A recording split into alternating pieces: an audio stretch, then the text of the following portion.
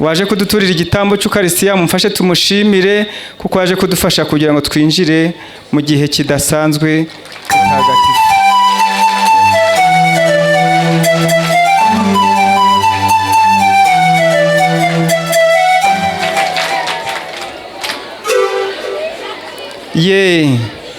Murakoze cyane.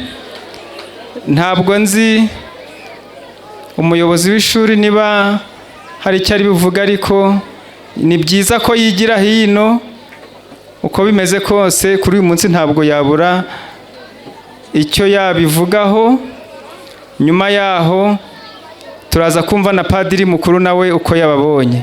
Mbere y'uko umuyobozi agera hano agitambuka, nge by'umwihariko ndabashimira mbikuye ku mutima kubera ikinyabupfura mwagaragaje, ukuntu mwicaye mutuje tugasoza igitambo cy'Ukaristiya.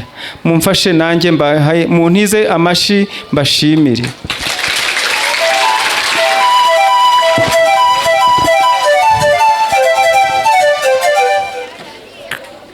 Kristo Yesu akuzwe.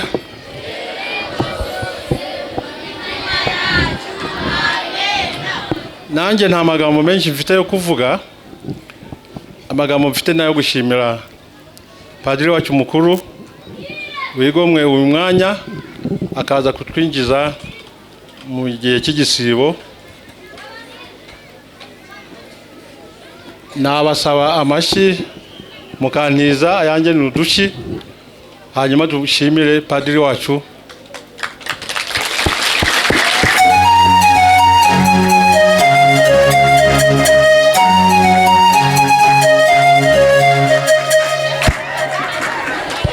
Mwakoze cyane nyakubahwa padiri mukuru, mu izina rye kigo nyoboye no mu izina ryanjye bwite ndabashimira rwose ubwitange muhora mugaragaza kugira ngo mudufashe kwitagatifuza. Abamboneyeho n'umwanya wo kwibutsa abanyeshuri n'abarimu hari akanenge twabonye, kandi koko umuntu yagize Imana abona umugira inama. Tugitangira misa hatangiye kugaragara abantu bari barangaye bibereye mu byabo. Ndababwira ngo rwose uwo muco ntabwo twatubusanganwe. Tukiri muri paruwasi ya Gahunga rwose twari intangarugero,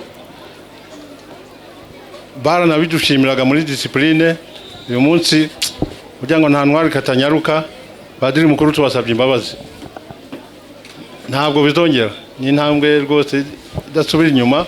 Ubu twabyiyemeje, ako kantu twagacize ku mutima, tuzagakosora. Sibyo yemwe? Niba tuzagakosora ni mugaha amashi.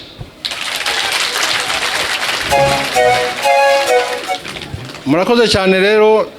Andi matangazo responsable yavuze mu kanya no gusubiza intebe mu ishuri, hanyuma mukabona ukuntu muza gufungura. Mbifurije rero kuryoherwa.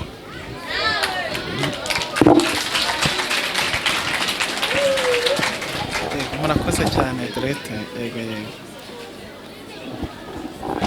Murakoze. Reka dushimire Diregiteri, umuyobozi w'iri shuri udahwema kubafasha kugira ngo ibintu bijye ku murongo. Ahari abantu busanzwe ntihabura uruntu, uretse ko nanone ikinyabupfura twese tugihamagariwe. Ndamushimira ko nawe yararanganyije amaso akabona ko nawe nabibonye kandi akabasabye imbabazi. Namwe nkaba mbashimiye ko mwemeye kwikosora. Ubu rero twatangiye igihe cy'igisibo. Igisibo ni igihe cyo kwigomwa, gusenga no gutanga imfashanyo. Hano muri GS Gakoro rero turifuza ko klabu ya Karitasi ishinzwe kwegeranya inkunga zifasha abakene yazadufasha uwo murimo muri iki gihe cyose kigera ku minsi 40 twitegura guhimbaza Pasika. Ubwo rero umuyobozi w'ishuri abifashijwemo n'abarimu bazabishyira ku murongo, hanyuma buri muntu uko umutima we utanga. Nta muntu n'umwe ugomba kubikora ku gahato. Kristo Yesu akuzwe.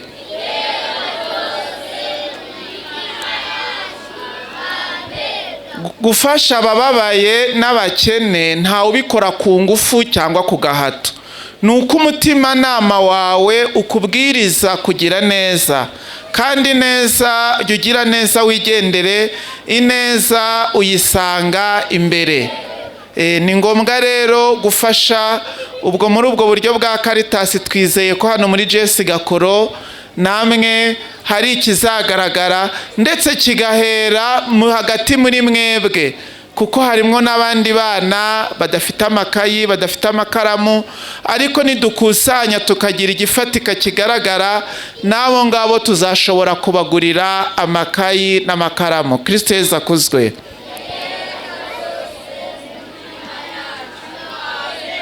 Ubwo rero nibababwira bati mubwire ababyeyi icyo babonye mugishyireho, ntimuziganyire cyangwa mugire ipfunwe, mujye mumenya ko ari umutima ukunda kandi utanga. Hanyuma rero muri iki gihe cy'igisibo ndabifuriza kucyitegura neza, cyane cyane mugategura amasomo neza, amasomo mukayategura neza, mukirinda kurangara, sibyo? Mukarangwa n'ikinyabupfura, mukazira ku gihe. Haranabibonye ngo la ponctualité est la meilleure qualité de la personnalité. Umuntu ba ponctuel, umuntu ugerera ku gihe ku ishuri, bigaragara ko aba yiteguye no kwiga neza. Turifuza ko muzaba abantu b'abagabo bazagirira akamaro igihugu cyacu, namwe ubwanyu bikabagirira akamaro, ndetse n'isi yose. Itangazo nsorezaho rero, hari imikindo nazanye hariya, turayitera hano imbere ya kiliziya, kubera ko imikindo dukunze kuyikoresha mu gihe cya mashami. Iri vu twasizwe twese ku gahanga ryaturutse muri ya mikindo yahawe umugisha umwaka ushize kuri Pasika, mu gihe cya Pasika kuri mashami. Niyo tubika tukongera tukayatwika tukayayungurura, hanyuma akaza guhabwa umugisha kugira ngo aze gukoreshwa ku wa gatatu w'ivu. Bityo rero imikindo tuzatera hano nayo muzayibungabunge, izatugirira akamaro kandi ituma n'aho dutuye hasa neza. Nkasoreza rero no gukomeza kurangwa n'isuku, sibyo? Akavura kari kugwa, murangwe n'isuku, mukarabe muke. Uko ku mubiri hasa neza, bijyane no mu mutwe naho hase neza, murangwe n'ikinyabupfura. Murakoze cyane rero, nimuhaguruke twakira umugisha usoza igitambo cy'Ukaristiya.